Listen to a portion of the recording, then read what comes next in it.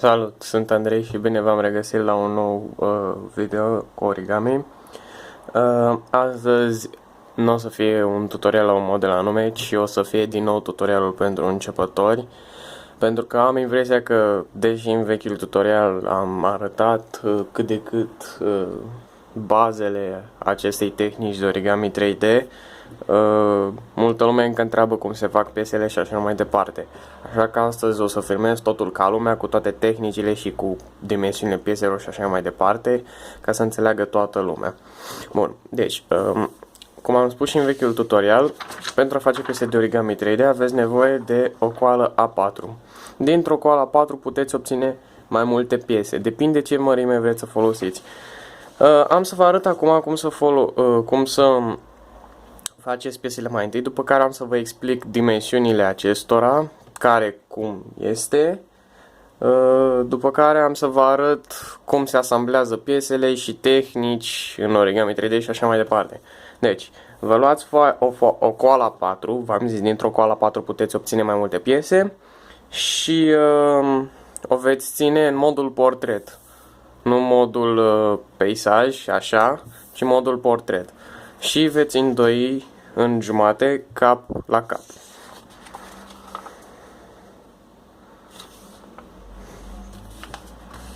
Și apoi, după ce v-ați aliniat toate muchile, pur și simplu pliați foarte bine. Acum nu desfaceți nimic și împăturiți din nou în jumate, cap la cap. Deci aduceți linia asta la linia asta.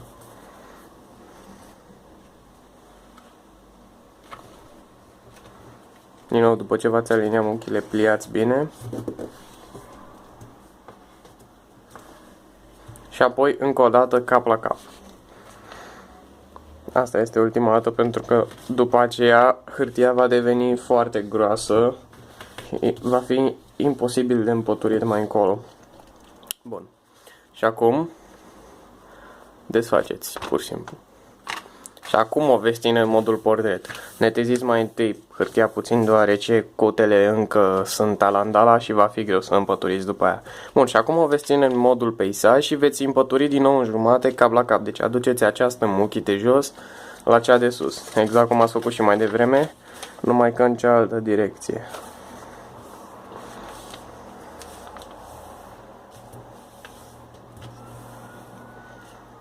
Și apoi, încă o dată, aceeași operațiune. Practic, trebuie să îndoiți întotdeauna în jumătate de mai multe ori.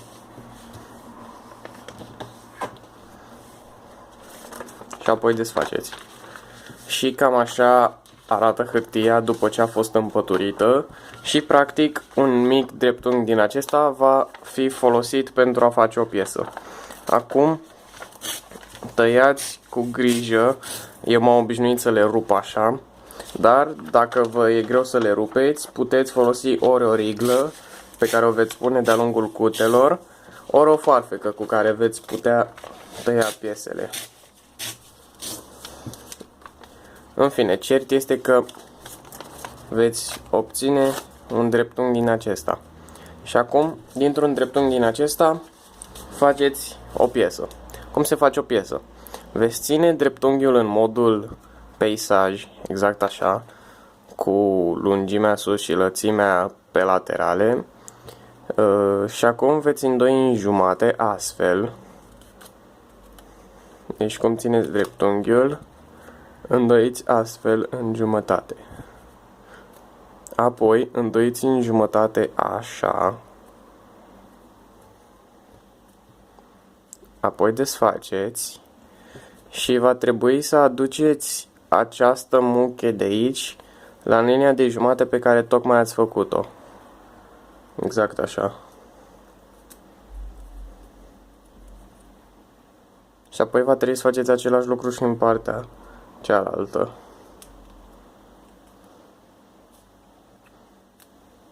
Bun, și piesa va arăta așa. Cum întoarceți așa pe partea cealaltă și rotiți. Veți vedea că aveți aceste două dreptunghiuri aici în exces. Va trebui să îndoiți colțurile așa, ca această parte să vină de-a lungul acestei linii.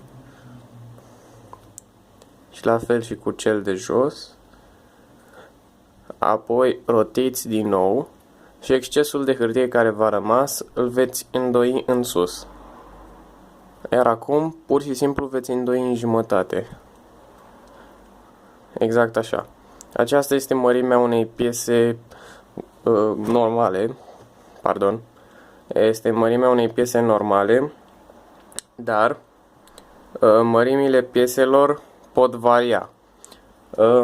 Am să vă arăt imediat cum variază, dar înainte să asamblați piesele, va trebui să știți că sunt două elemente la o piesă. După ce ați împăturit piesa, aveți cele două buzunare aici, pe care le veți folosi ca să băgați aceste două brațe ale piesei. Practic, piesele așa se conectează. Lăsați-mă imediat să vă arăt cum. Deci, aveți aceste buzunare, da? Și aceste brațe. Practic, pur și simplu introduceți brațele în buzunare și asta este. Ați conectat două piese. Nu este mare chestie pentru început. Bun. Acum să vă arăt cum funcționează mărimile pieselor și care cum e. Ok. Deci, astea sunt mărimile pieselor. Veți vedea că pe fiecare scrie o anumită dimensiune. De exemplu, pe asta scrie 1/1. Ce înseamnă asta? 1 pe 1. Că dintr-o foaie A4 normală, exact cum v-am arătat mai devreme, veți obține o singură piesă. Cum veți obține o singură piesă? Pur și simplu împăturiți o întreagă coală A4 ca pe o foaie, ca pe o singură piesă normală. După care avem 1 pe 2. Înseamnă că dacă veți împături coala A4 pe jumătate în acest fel, practic o jumătate din aceasta va folosi pentru a face o piesă. Și tot așa, pe măsură ce împăturiți în jumătate coala A4, veți obține piese din ce în ce mai mici. Asta înseamnă 1 pe 4, deci înseamnă că veți obține 4 dintr-o coală 4, 1 pe 8 veți obține 8 și așa mai departe. 1 pe 16 veți obține 16, 1 pe 32 veți obține 32, cum v-am arătat și mai devreme, deci piesa folosită cel mai des, aceasta, cum v-am arătat mai devreme când v-am arătat cum să împăturiți piesele, m-am repetat. 1 pe 64, piese un pic mai micuțe, și de aici încoace piesele încep să devină foarte mici. Spre exemplu, aceasta este 1 pe 128, deci veți obține dintr-o coală 4 128 de piese și e foarte mică și foarte greu de folosit. Și asta e și mai mică și mai greu de folosit, 1 pe 256. Deci, practic, sunt puterea ale lui 2. Pe măsură ce poturiți în jumătate, veți obține dublul numărului anterior de piese. Deci le înmulțiți cu 2. Bun, acum să trecem la asamblarea pieselor. Bun, acum să vă arăt cum se asamblează niște piese. Vă voi arăta cu două culori diferite, alb și crem, ca să înțelegeți mai ușor. Deci, efectiv, aveți piesele, da? Două. De obicei le țineți cu spatele. Cum vă dați seama care e spatele și care e fața? Veți ține piesa așa, în lateral văzută, da? Spatele este acela unde puteți vedea aceste părți în exces și fața este aceasta. Deci, practic, spatele e un pic mai înalt decât fața, așa vă dați seama. E imposibil să nu vă puteți da seama. Și v-am zis, aveți cele două buzunare și cele două brațe. Efectiv, când aveți de conectat piese între ele, pur și simplu luați două piese, iar pe a treia o veți pune în mijlocul celor două. Deci, un braț aici și un braț în partea cealaltă. Deci nu va trebui să fie pusă așa. Deci piesele niciodată nu se vor conecta una deasupra celeilalte astfel, direct. Pentru că altfel nu aveți cum să faceți modelele, ci va trebui ca piesa care va fi pusă deasupra să fie pusă la mijloc, astfel încât să țină ambele piese de jos și astfel să se creeze un mic lanț de piese care apoi va fi conectat într-un cerc și se va tot construi. Și pe măsură ce faceți rânduri, efectiv piesele vor fi puse după aceeași logică. Întotdeauna la mijloc, întotdeauna o piesă trebuie să acopere două distincte. Exact așa, vedeți? Și așa arată de pe față. Bun. Acum poate că vă întrebați cum de piesele mele arată așa. Pentru că dacă vă uitați atent, între piesa împăturită din aur și piesa asta este o diferență. Cum am făcut-o așa, vă arăt imediat. Pentru a face piesa astfel, veți avea nevoie de câteva piese, nu știu, pot fi folosite deja de către voi sau puteți să le împăturiți separat și să le puneți una peste alta, așa.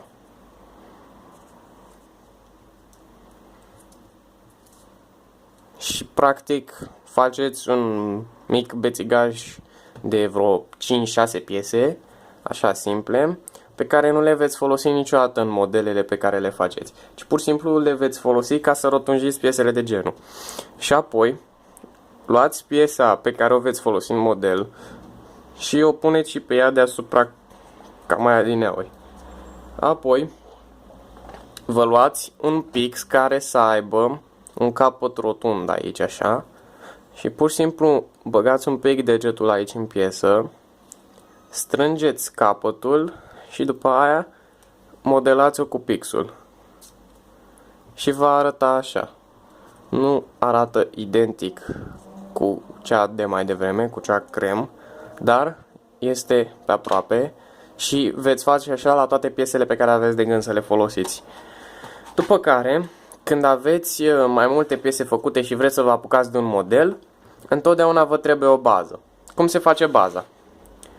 Pentru bază aveți nevoie de un anumit număr de piese. Spre exemplu, dacă cineva zice într-un video că la început vă zice că trebuie o bază de nu știu câte piese. Ce înseamnă asta? Baza unui model este constituită din două rânduri de piese. Întotdeauna se încep cu două rânduri, cum am zis și mai devreme, și spre exemplu să zicem că avem o bază de 15. Ce înseamnă asta? Că avem în bază două rânduri de piese, iar fiecare rând are 15 piese. Și practic noi trebuie să conectăm piese așa. Deci le tot conectăm. Le conectăm între ele, cum v-am arătat mai devreme, până obținem 15 piese pe un rând. Eu, spre exemplu, aici am 6 și va fi baza de 6, ca să mai scurtăm. Și ori le conectați așa și la final puneți o ultimă piesă. Asta este prima metodă de a face o bază. Ori faceți 6 perechi, și efectiv când faceți perechi, luați piesele și le conectați astfel și aceasta este o pereche. Și faceți 6 perechi. Deci vă trebuie o bază de 6, înseamnă că trebuie să faceți 6 perechi, pe care apoi le veți conecta între ele astfel până veți obține din nou un cerc.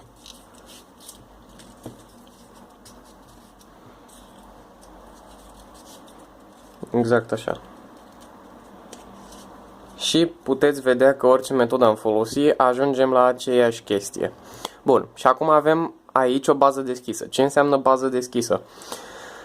Înseamnă baza pe care am făcut-o adineauri. Deci arată așa. Baza deschisă și baza închisă se referă la faptul că aici, jos, la bază de tot, de dedesubtul primului rând, ori trebuie, ori nu trebuie să se mai afle un rând suplimentar de piese. Majoritatea lumii face origami 3D cu bază deschisă, deci fără să mai adauge rândul de dedesubt, dar când veți face modele foarte mari cu baza de, nu știu, 20, 30 și așa mai departe, va cam trebui să adăugați un rând suplimentar pus invers. Deci practic luați piesa și o întoarceți așa și o veți introduce în mod normal aici. Tot așa, asamblare normală a pieselor, ca și cum ați pune un rând invers la bază. Și după ce ați pus tot rândul, baza va sta mai bine, va fi mai țeapănă și nu se va dezmembra ușor, caz în care va fi mai mare. Asta înseamnă bază închisă. Deci diferența dintre baza închisă și cea deschisă este că mai trebuie un rând suplimentar pe jos la baza închisă, iar la baza deschisă nu trebuie. Oricum nu contează, important e ca modelul să fie țeapăn și să nu se strice imediat. Bun, acum să trecem la diversele tehnici pe care le puteți întâlni când veți asambla modele de origami 3D. Bun, am aici baza de 10 deschisă. Voi adăuga încă un rând deasupra pentru a mă asigura că totul este ok pe parcursul acestei părți a videoului, după care am să încep să vă arăt tehnicile întâlnite în construirea diverselor modele. Bun, deci am zis că am bază, da? Și acum eu vreau să construiesc un model. Dintr-o bază de 10 nu prea aveți ce face decât modele foarte mici, gen un iepuraș sau un mini ursuleț, cum este acesta, așa. Asta nu este încă terminat, dar am un tutorial pe canal. Și are și el aici o bază de 10, dar veți observa că capul ursulețului este mai mare decât corpul. Asta pentru că am mărit numărul de piese la cap. Și din 10 piese l-am crescut la 15. Cum am făcut asta? Această tehnică se numește mărirea pieselor pe un rând sau în engleză increasing. Cum se face asta? Aveți două metode. Metoda numărul 1. Ori luați piese și le veți pune cu un singur buzunar, cu un singur braț într-un singur buzunar, astfel. Și veți vedea că aici mai aveți spațiu pentru o piesă pe care o veți pune la fel. Și veți continua așa tot rândul până măriți numărul de piese. Și așa mai departe. Și practic după ce veți continua și veți termina rândul, din 12 piese câte sunt acum aici, veți avea 24. Sau metoda numărul 2.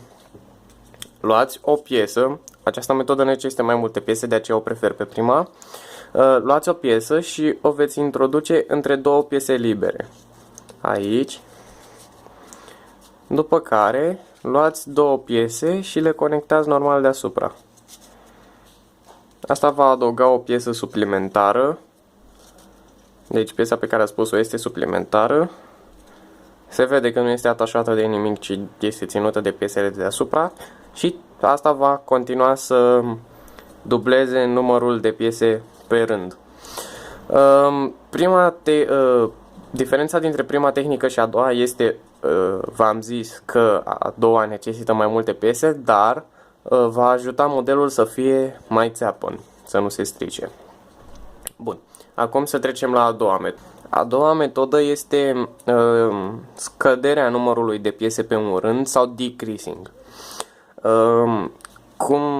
Ce înseamnă această tehnică? Exact ce zice și numele, scăderea numărului de piese pe un rând. Atunci când aveți un model cu foarte multe piese, spre exemplu 30 pe rând, și vreți să mai scădeți numărul ca să mai îngustați un pic când ajungeți spre vârf, spre exemplu la un vas de flori. Imaginați-vă un vas de flori, partea de jos este mai umflată, iar pe măsură ce crește, se îngustează. Așa se procedează, se aplică această metodă. Cum se face? Efectiv, aveți o singură piesă pe care o veți adăuga în 3 brațe. Cum veți face asta? Aveți cele două piese aici și efectiv veți lua piesa și într-un buzunar al acesteia vor intra două brațe ale unei piese, iar în celălalt buzunar un braț al celeilalte piese. Practic toată tehnica este asta. Haideți să vă arăt din nou cu altă piesă. După care, când veți trece la următoarea piesă, va trebui să faceți în direcția cealaltă. Și va arăta așa.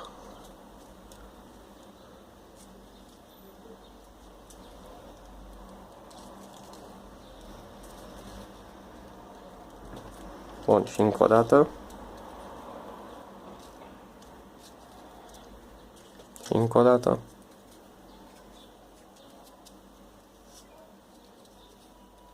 Bun. Și practic asta înseamnă să scazi numărul de piese pe un rând. Și acum avem 12, iar dacă continuăm să tot scădem, vom ajunge pe undeva pe la 8 probabil. După care va trebui neapărat să mai punem încă un rând deasupra ca să asigurăm ca să ne asigurăm că piesele nu vor cădea, pentru că din câte vedeți modelul e destul de instabil și este posibil ca uneori piesele să se rupă aici în spate. Nu vă îngrijorați, pur și simplu schimbați piesa cu alta mai rezistentă. Bun, următoarea tehnică. Această tehnică se numește Single Pocket Piece în engleză, în română nu îi pot da un nume exact. Ceea ce face această tehnică este că atunci când veți începe de la o singură piesă și vreți să ajungeți la mai multe pe rând, va trebui ca la capătul rândului să închideți rândul, nu să puneți piesa așa, pentru că veți mai putea conecta aici și nu asta este ideea, ci pur și simplu o puneți așa. După care continuați să puneți piese normal, creșteți numărul și așa mai departe și la final va trebui să puneți iară piesa așa ca să închideți rândul. La ce ajută tehnica asta? Spre exemplu, am făcut un fluture, mai trebuie să lipesc și aceasta este o aripă. Și vedeți că pe măsură ce am ajuns în lateral de la puține piese la mai multe, la capăt de rând am închis cu Single Pocket Piece. Deci practic tot ce trebuie să faceți este să puneți un singur buzunar într-un singur braț al acestei piese, exact așa. După care restul pieselor sunt puse normal. Cel mai bine e să începeți de la capăt, de la capătul rândului, să puneți piesele așa și după care să puneți piesele din mijloc în mod normal.